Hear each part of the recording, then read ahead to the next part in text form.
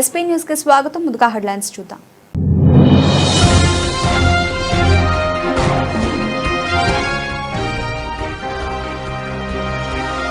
భారతదేశంతో కలిసి పనిచేయడానికి సిద్ధం స్పష్టం చేసిన చైనా రాయబారి.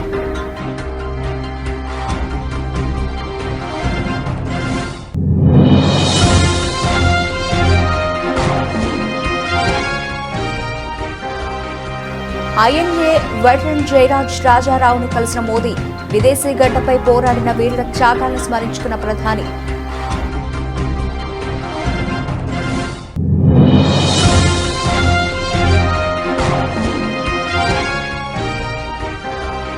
నక్సల్స్ రహిత దేశంగా భారత్ రాయ్పూర్లో అధికారులతో సమీక్షలో ప్రకటించిన కేంద్ర హోంశాఖ మంత్రి అమిత్ షా.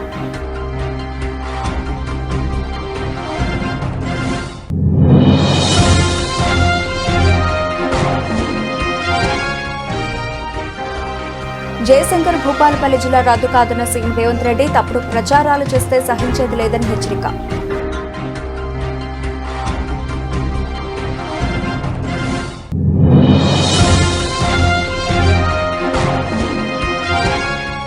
ప్రస్తుత పార్లమెంట్ సమావేశాల్లోనే ఆంధ్రప్రదేశ్ రాజధానిగా అమరావతి కేంద్ర ప్రభుత్వం నోటిఫై చేసే అవకాశం ఉందన్న సీఎం చంద్రబాబు.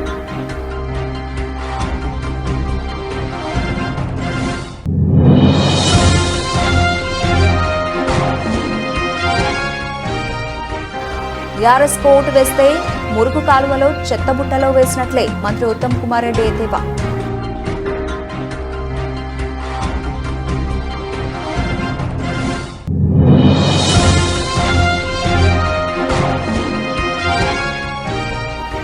రాజకీయ లబ్ధి కోసం భక్తుల విశ్వాసాలను దెబ్బతీస్తున్నారంటూ మాజీ మంత్రి చెల్లబోయిన ఆగ్రహం. శ్రీవారి భక్తులకు చంద్రబాబు క్షమాపణలు చెప్పాలని డిమాండ్.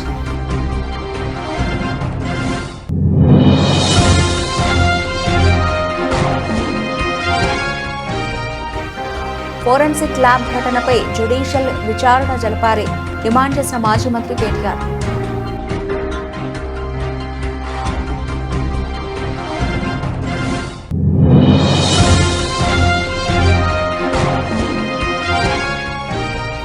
రుద్ర పుస్తకాన్ని ఆవిష్కరించిన చిరంజీవి కృతజ్ఞతలు తెలిపిన కొండా సురేఖ.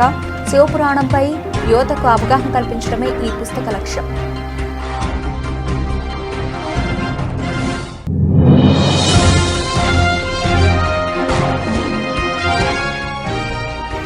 ఇందూరు మున్సిపల్ ఎన్నికల ప్రచారంలో భాగంగా బీజేపీ సభ. తమ పార్టీ అభ్యర్థులను గెలిపించాలని విజ్ఞప్తి చేసిన ఎంపీ ధర్మపురి అరవింద్.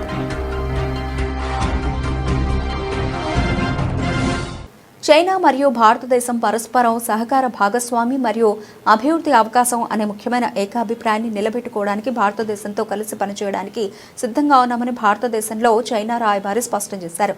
ఈ విషయమై ఆయన మాట్లాడుతూ ఇరు దేశాల పరస్పర సహకారంతో అభివృద్ధి సాధ్యమని అన్నారు.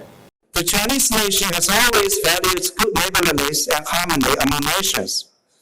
We stand ready to work with India to draw wisdom from our traditional cultures, uphold the important consensus that China and India are each other's cooperation partner and development opportunity, better align our development strategies, deepen practical cooperation to expand the pie of mutual benefits and win-win outcomes, and jointly advance national development and rejuvenation.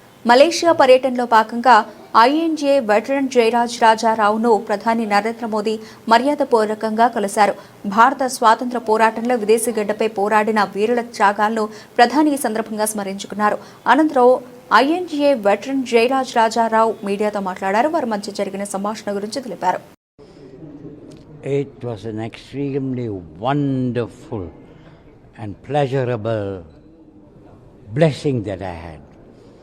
The Prime Minister was looking so young and he could recollect the past of Netaji Subhash Chandra Bose, with whom I had the pleasure of meeting, and I was even garlanded by him.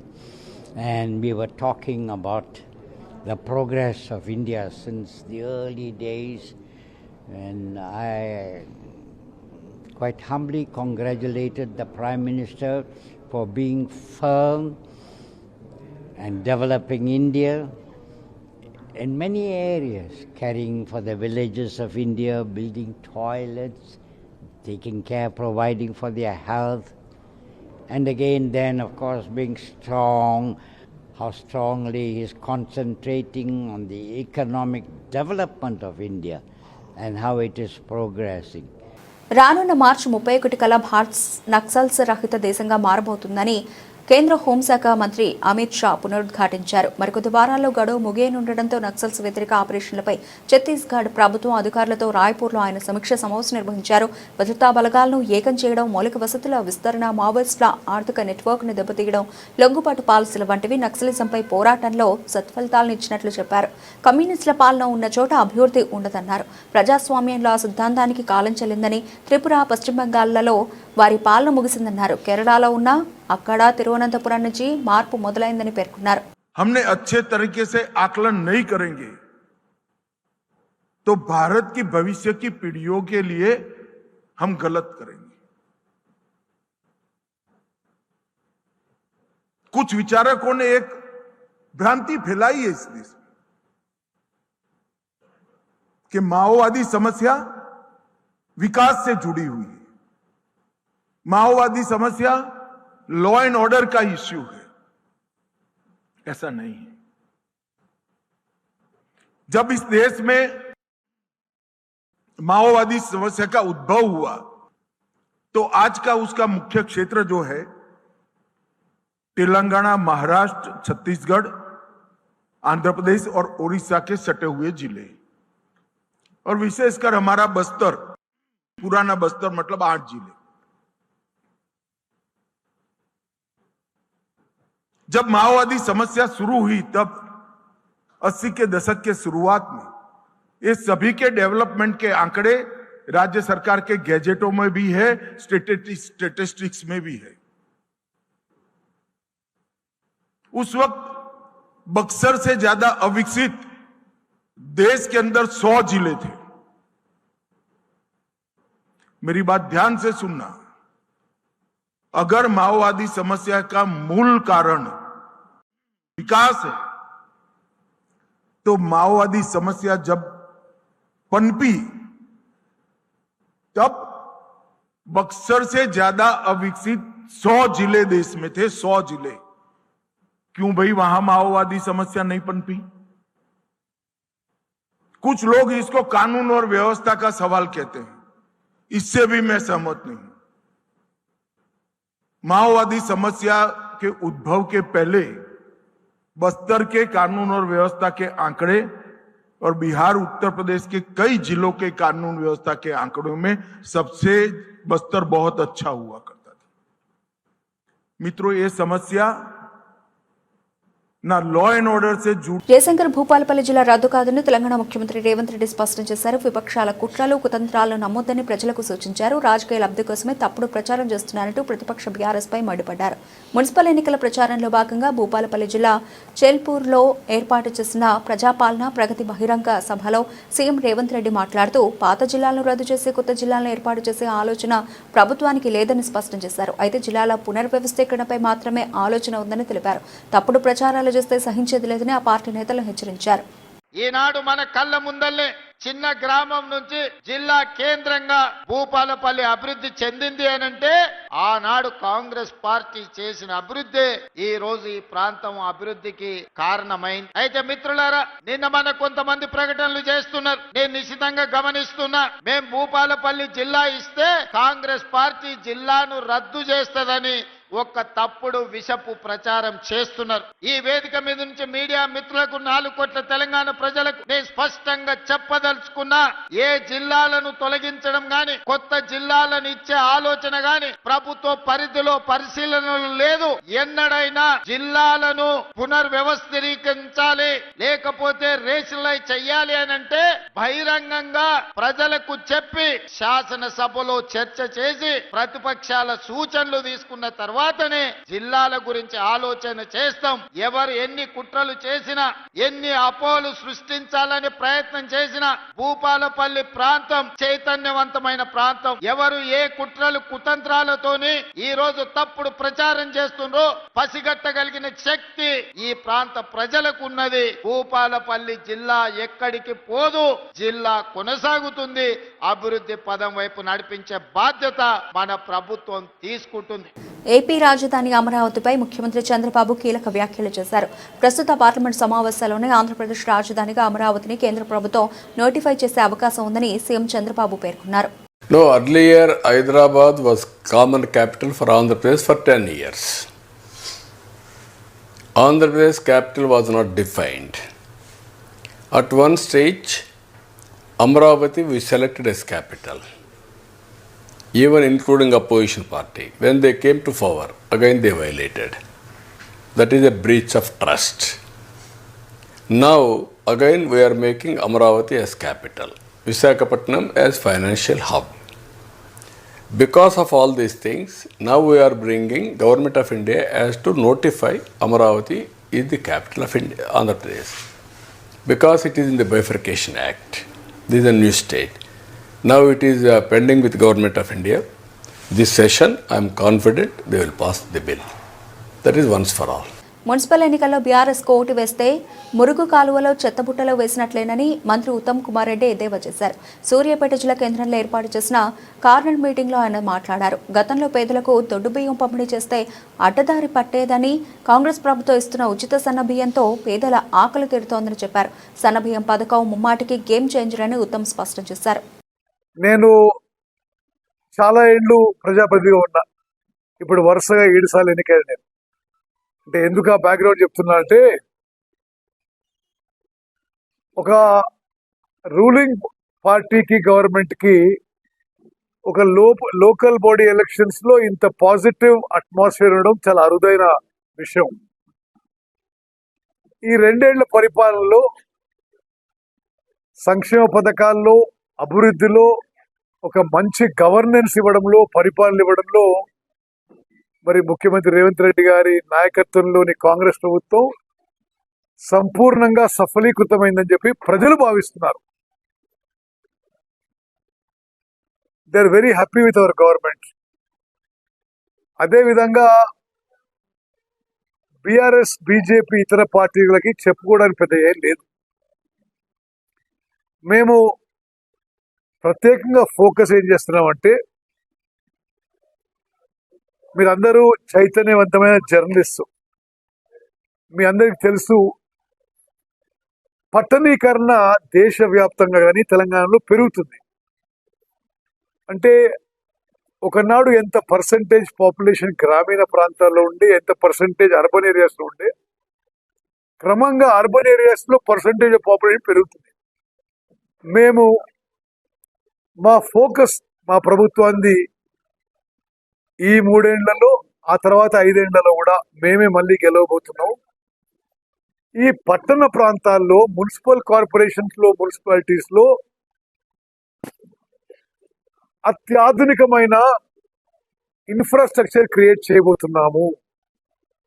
Hyderabad లాంటి మహానగరం నుంచి మెట్పల్లి లాంటి municipality వరకు will create the best possible infrastructure. రోడ్లు, drainage, విద్య, వైద్య, విద్యుత్ విషయంలో ఈ అర్బనైజేషన్ జరుగుతున్న సందర్భంలో కొన్ని వేలాది కోట్లు ఈ అర్బన్ ఏరియాస్ లో ఇన్ఫ్రాస్ట్రక్చర్ డెవలప్మెంట్ కి కేటాయించి హై ప్రయారిటీ ఇవ్వబోతున్నాము. తిరుమల శ్రీవారి లడ్డూ ప్రసాదంపై చంద్రబాబు, పవన్ కళ్యాణ్ అండ్ కో చేస్తున్న దుష్ప్రచారం చేసి శ్రీవారి భక్తులను బాధించడానికే చంద్రబాబుకి అధికారం వచ్చిందా అని రాష్ట్ర ప్రజలు అసహనం వ్యక్తం చేస్తున్నారని మాజీ మంత్రి చెల్లుబోయిన వేణుగోపాలకృష్ణ తెలిపారు. లడ్డూకి వాడిన నెయ్యిలో జంతువుల కొవ్వు కలిసిందని చంద్రబాబు చేసిన ప్రచారం సిబిఐ సిట్ ఛార్జ్షీట్తో అబద్ధమని తేలడంతో భక్తులంతా సంతోషంతో ఊపిరి పీల్చుకున్నారు. కానీ నివేదిక తనకు అనుకూలంగా రాలేదన్న కడుపు మంటతో చంద్రబాబు తిరుమల ప్రతిష్టను మంటగలిపేలా దిగజారి ప్రవర్తిస్తున్నారని ఆగ్రహం వ్యక్తం చేశారు. ఈ మేరకు ఆయన మీడియాకు ఓ వీడియో సందేశం ఇచ్చారు. గడిచిన 10 రోజులుగా జరుగుతున్నటువంటి ప్రభుత్వ అధినేత ముఖ్యమంత్రి చంద్రబాబు నాయుడు గారు బాధ్యతతో మాట్లాడని కారణం చేత బాధింపబడుతున్నటువంటి భక్త సమాజం యొక్క బాధల్ని ఎప్పటికైనా అర్థం చేసుకోవాల్సిందిగా ముందుగా వారికి విజ్ఞప్తి చేస్తూ, చంద్రబాబు నాయుడు గారు తిరుమల పవిత్రత మీద శ్రీవారి భక్తులు కోలుకోలేని విధంగా మీ మాటలు బాధించాయి. మీరు గతంలో శ్రీవారి లడ్డూలో జంతుగోవు కలిసిందని, ఫిష్ ఆయిల్ కలిసిందని, పందిగోవు కలిసిందనేటువంటి మాటలు, ఇంత బాధ్యతాయుతమైనటువంటి పదవిలో ఉన్న మీరు మాట్లాడకూడదు అని సుప్రీంకోర్టు న్యాయమూర్తులు మిమ్మల్ని హెచ్చరించిన విధానం మర్చిపోయారా? సుప్రీంకోర్టు న్యాయమూర్తులు కనీసం ఏ ఎంక్వైరీ లేకుండా, ముఖ్యమంత్రి అంటే ఏమిటి, సమగ్ర విచారణ జరిగి తన చేతికి అందినటువంటి సమాచారాన్ని మాత్రమే ప్రజలకి చేరవేయాలి. మీరు రాజకీయ ప్రయోజనాన్ని ఆశించారు. జగన్మోహన్ రెడ్డి గారి మీద ఈ నింద వేసేస్తే నాకు రాజకీయంగా ప్రయోజనం కలుగుతుందని మీ ఆశ ఉండొచ్చు, లేకపోతే కోరిక ఉండొచ్చు, మీ నమ్మకం ఉండొచ్చు. మీ రాజకీయం అంతా కూడా ఎదుటివారిపై నింద వేయటం, తద్వారా మీరు లబ్ధి పొందటం. మీరు ప్రజలకు చెప్పింది ఏది చేయరు. ఇది కదా మీ రాజకీయ జీవితం అంతా. అబద్ధాలతో ప్రజల్ని మోసగించడమే మీ హైదరాబాద్లోని ఫోరెన్సిక్ సైన్స్ ల్యాబొరేటరీలో శనివారం జరిగిన అగ్ని ప్రమాదంపై బీఆర్ఎస్ వర్కింగ్ ప్రెసిడెంట్ కేటీఆర్ సంచలన ఆరోపణలు చేశారు. ఓటుకు నోటు కేసుకు సంబంధించిన కీలక సాక్ష్యాలను ధ్వంసం చేసేందుకే ముఖ్యమంత్రి రేవంత్ రెడ్డి ఈ కుట్ర పన్నారని, ఇది ముమ్మాటికి ప్రభుత్వ ప్రాయోజిత ఘటనే అని ఆయన ఆరోపించారు. ఈ ఘటనపై తక్షణమే న్యాయ విచారణ జరపాలని ఆయన డిమాండ్ చేశారు. హనుమకొండలో మున్సిపల్ ఎన్నికల ప్రచారంలో భాగంగా కేటీఆర్ మీడియాతో మాట్లాడారు. ఓటుకు నోటు కేసు తుది తీర్పు దశకు చేరుకున్న సమయంలో సాక్ష్యాలను శాశ్వతంగా నాశనం చేయాలనే దురుద్దేశంతోనే ఈ ప్రమాదాన్ని సృష్టించారని అన్నారు. మీరు చూడండి ఒక్కసారి, ఎంత ఎంత కట్టుకథలాగా చెప్పారంటే స్టోరీ. వీళ్ళు నిన్న పొద్దున ఇగో ఇది వాళ్ళు నిన్న విడుదల చేసిన press release. Director TGFSL Telangana forensic laboratory వాళ్ళు విడుదల చేసిన ప్రకటన తూతూ మంత్రంగా, ఏం పెద్ద నష్టం కాలేదు, కొన్ని సదుపాయాలకే నష్టమైంది, ఈ ఘటనలో ఎలాంటి ప్రాణ నష్టం కానీ ఎవరికి గాయాలు కలగలేదు అని మొదలు తూతూ మంత్రంగా డైవర్షన్ గేమ్ లాగా స్టార్ట్ చేసింది. కానీ ఏమైంది, ఒక ఇన్స్పెక్టర్ గారు పాపం ఆయన కొద్ది నిజాయితీగా పనిచేసినట్టున్నాడు.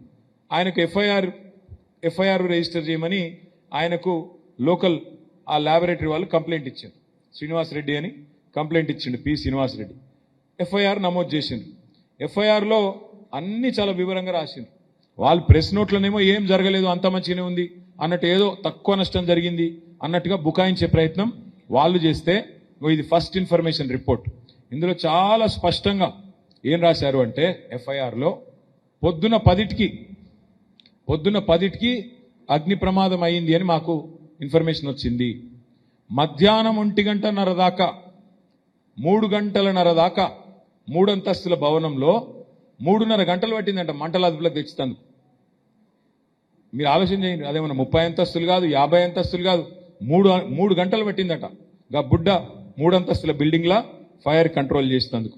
10 గంటలకు ఈ సాక్ష్యాధారాల చెరిపివేత కార్యక్రమం ఏదైతే మొదలైందో, సాక్ష్యాలన్నీ మాయమయ్యే వరకు 3:30 గంటలు నిర్విఘ్నంగా జరిగేందుకు మరి ప్రైవేట్ ఆర్మీ లాగా అక్కడ పోలీసు వాళ్ళు కానీ ఇంకా ఇతరులు కానీ సహకరించినట్టుగా కనబడతా ఉంది. 3 అంతస్తుల బిల్డింగ్లా ఫైర్ ఆపేందుకు 3:30 గంటలు పడుతుందంటే, ఇంత ఎఫెక్టివ్ ఫైర్ డిపార్ట్మెంట్ ఉంది మనకి, వాళ్ళకి 3:30 గంటలు పట్టిందంటే ఎవరైనా నమ్ముతారా? దీనిలో పెద్దవాళ్ళ పాత్ర లేదు అంటే ఎవరైనా నమ్ముతారా? అంటే కేవలం ఇంకా విచిత్రం ఏంటంటే, ఇక్కడ మొదటి అంతస్తులో ఫైర్ ఆపడానికే 3 గంటలు పట్టిందంట, మిగతా అంతా కలిపి అర్ధ గంటనట. ఆ మొదటి అంతస్తులోనే అసలు కీలకం ఉంది. ఈ రాష్ట్రంలో శాంతి భద్రతలకు సంబంధించి, పెద్ద పెద్ద నేరగాళ్లకు సంబంధించిన ముఖ్యమైన కేసులకు సంబంధించి అతి ముఖ్యమైన ఇన్ఫర్మేషన్ అంతా స్టోర్ చేసేది ఈ forensic laboratory. Tollywood megastar Chiranjeevi Rudra అనే పుస్తకాన్ని ఆవిష్కరించారు. తెలంగాణ అటవీ దేవాదాయ శాఖ మంత్రి కొండా సురేఖ కుమార్తె కొండా సుస్మిత పటేల్ ఈ పుస్తకాన్ని రచించారు. ఈ పుస్తక ఆవిష్కరణ విషయాన్ని మంత్రి కొండా సురేఖ వెల్లడించారు. ఈ సందర్భంగా చిరంజీవి మాట్లాడుతూ ఆధ్యాత్మిక విలువలు, సాంస్కృతిక వారసత్వాన్ని యువతకు చేరువ చేసేలా ఈ పుస్తకాన్ని రూపొందించడం సంతోషంగా ఉందన్నారు. నేటి తరానికి ఇటువంటి విలువైన పుస్తకాలు ఎంతో అవసరమని అభిప్రాయపడ్డారు. రచయిత్రి సుస్మితా పటేల్ ప్రయత్నాన్ని ఆయన ప్రత్యేకంగా అభినందించారు. పుస్తక ఆవిష్కరణకు అంగీకరించిన మెగాస్టార్ చిరంజీవికి మంత్రి కొండా సురేఖ హృదయపూర్వక కృతజ్ఞతలు తెలిపారు. నేటి యువతకు ఆదర్శంగా నిలిచేలా శివపురాణంపై అవగాహన కలిగించేలా ఉన్నత లక్ష్యంతో ఈ పుస్తకాన్ని రచించిన కొండా సుస్మితకు హృదయపూర్వక శుభాకాంక్షలు. భవిష్యత్తులో కూడా ఇలాంటి మరిన్ని గొప్ప రచనలు చేయాలని ఆకాంక్షిస్తున్నామని ఆమె పేర్కొన్నారు.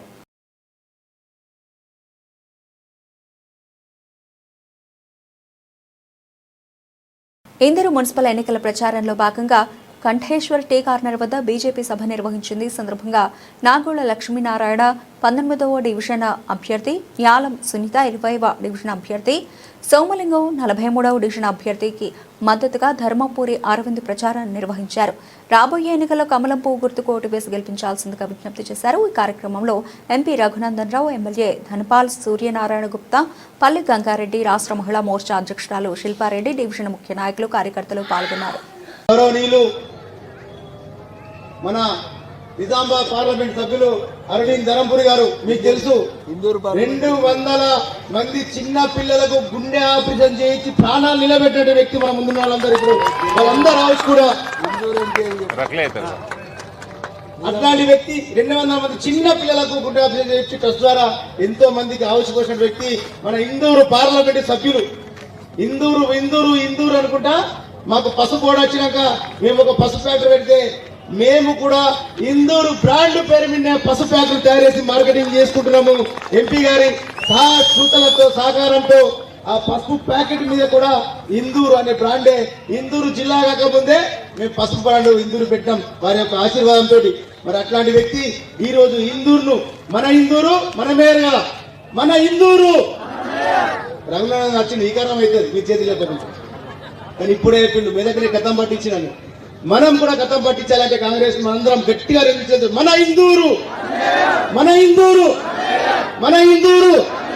ఇది ఆడోళ్ళు మొత్తం లేపుతారు, మొగలు సగం లేపుతున్నారు. ఈ కారణం అవుతుంది. మీరు ఆడోళ్ళు లేపకూరు, మొగోళ్ళు లేపలే. మన ఇందూరు మొగోళ్ళు లేపకూరు, మొత్తం ఆడోళ్ళు లేపారు.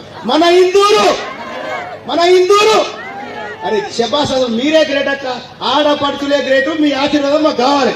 అంతకంటే ఏం లేదు. మన పార్లమెంట్ సభ్యులు అరవింద్ గారిని మాట్లాడాల్సిన కోరుతూ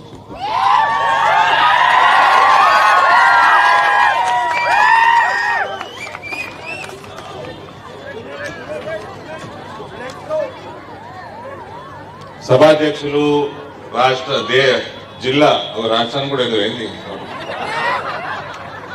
జిల్లా కిసాన్ మోర్చా అధ్యక్షులు తిరుపతి రెడ్డి గారు, ఈ కార్యక్రమానికి ముఖ్య అతిథిగా విచ్చేసిన డైనమిక్ లీడర్, బ్రహ్మాండమైన orator, spokesperson, Medak MP సోదరుడు రఘునందన్ రావు గారు, భారత క్రికెట్ జట్టు హెడ్ కోచ్ గౌతమ్ గంభీర్ టీ20 ప్రపంచ కప్లో పాల్గొంటున్న టీమిండియాకు తన నివాసంలో ప్రత్యేక విందు ఇచ్చారు.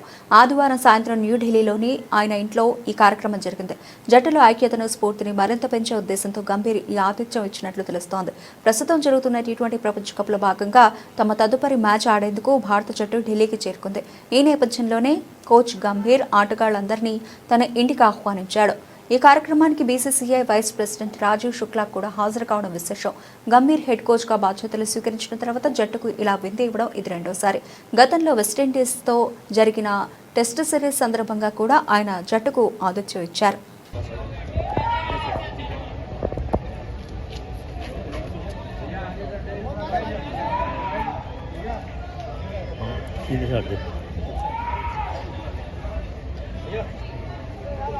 उलट कर दिया।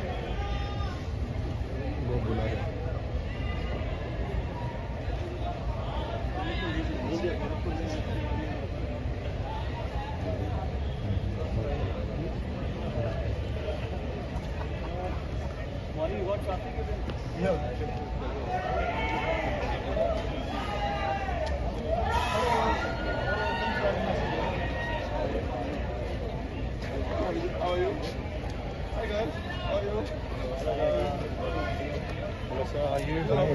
How are you? Good to see you. Congratulations. You won yesterday.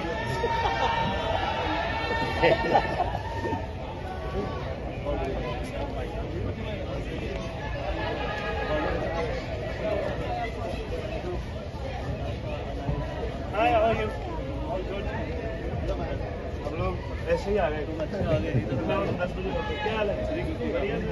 Anaiza Azim.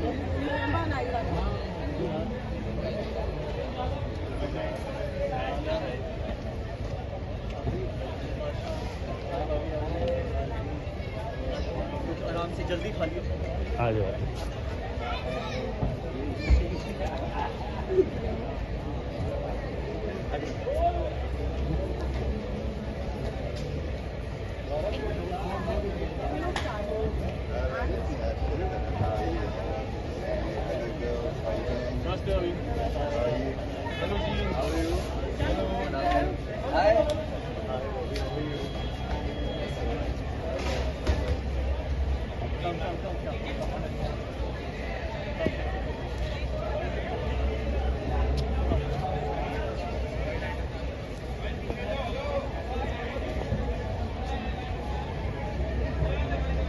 దేశీయ కమోడిటీ మార్కెట్లో బంగారం వెండి ధరలపై తీవ్ర గందరగోళం నెలకొంది.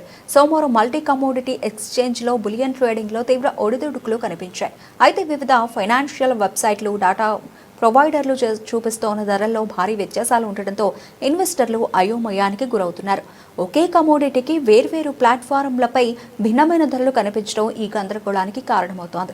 సోమవారం ఉదయం ట్రేడింగ్లో కొన్ని నివేదికల ప్రకారం వెండి ధర కిలోకు 2.50 లక్షల మార్కును దాటినట్లు చూపించాయి. కానీ అదే సమయంలో ఇతర విశ్వసనీయ డాటా సోర్సులు గత ట్రేడింగ్ సెషన్ ముగింపు ధరను కిలోకు 2.29 లక్షల రూపాయలుగా పేర్కొన్నాయి. అదేవిధంగా బంగారం ధర 10 గ్రాములకు 1,53,000 రూపాయల నుంచి 1,55,000 రూపాయల మధ్య ఉన్నట్లు వేరువేరు వెబ్సైట్లు చూపిస్తున్నాయి. ఈ ధరల వ్యత్యాసం కారణంగా ఏది సరైన సమాచారమో తెలియక పెట్టుబడిదారులు ఇబ్బంది పడుతున్నారు. అంతర్జాతీయంగా చూస్తే అమెరికన్ డాలర్ బలహీనపడడంతో పాటు చైనా సెంట్రల్ బ్యాంక్ వంటి సంస్థలు పెద్ద ఎత్తున బంగారాన్ని కొనుగోలు చేస్తూ ఉండడంతో పసిడి ధరలకు మద్దతు లభిస్తోంది. దీంతో అంతర్జాతీయ మార్కెట్లో బంగారం ధర ఔన్స్కు $5,020 పైకి చేరింది.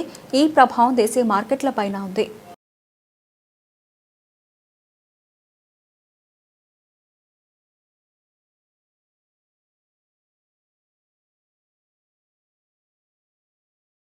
బులెటిన్ ముగించే ముందు హెడ్లైన్స్ మరోసారి.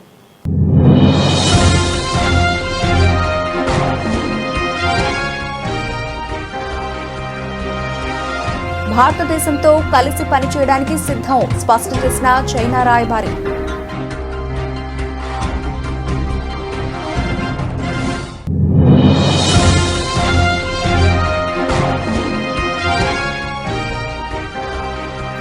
ఐఎన్ఏ వెటరన్ జయరాజ్ రాజారావును కలిసిన మోదీ. విదేశీ గడ్డపై పోరాడిన వీరుల త్యాగాలను స్మరించుకున్న ప్రధాని.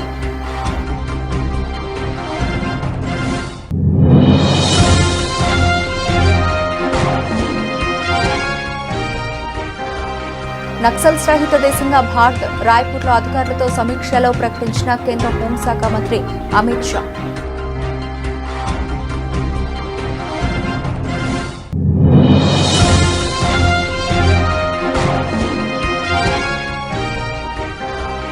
జయశంకర్ భూపాలపల్లి జిల్లా రద్దు కాదన్న సీఎం రేవంత్ రెడ్డి. తప్పుడు ప్రచారాలు చేస్తే సహించేది లేదని హెచ్చరిక.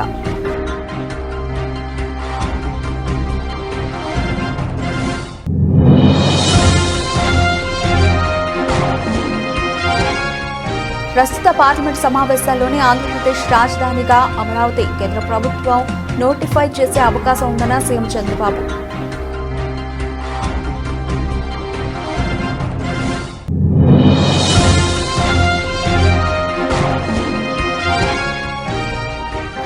టీఆర్ఎస్ కోర్టు వేస్తే మురుగు కాలువలో చెత్తబుట్టలో వేసినట్లే మంత్రి ఉత్తమ్ కుమార్ రెడ్డి ఎద్దేవా.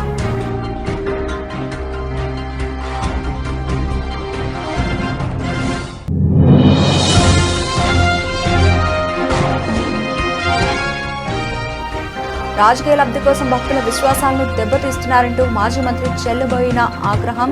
శ్రీవారి భక్తులకు చంద్రబాబు క్షమాపణలు చెప్పాలని డిమాండ్.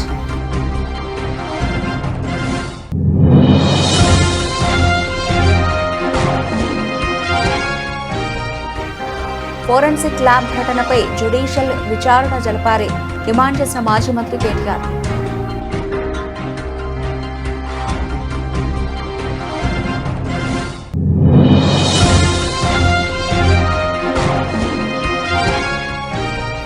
రుద్ర పుస్తకాన్ని ఆవిష్కరించిన చిరంజీవి కృతజ్ఞతలు తెలిపిన కొండా సురేఖ. శివపురాణంపై యువతకు అవగాహన కల్పించడమే ఈ పుస్తక లక్ష్యం.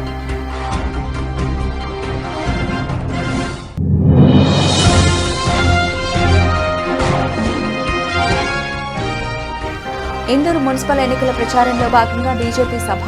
తమ పార్టీ అభ్యర్థులను గెలిపించాలని విజ్ఞప్తి చేసిన ఎంపీ ధర్మపురి అరవింద్. ఇవి బులెటిన్ అప్డేట్స్. మరిన్ని అప్డేట్స్తో మళ్ళీ కలుద్దాం. అంతవరకు సెలవు. నమస్తే.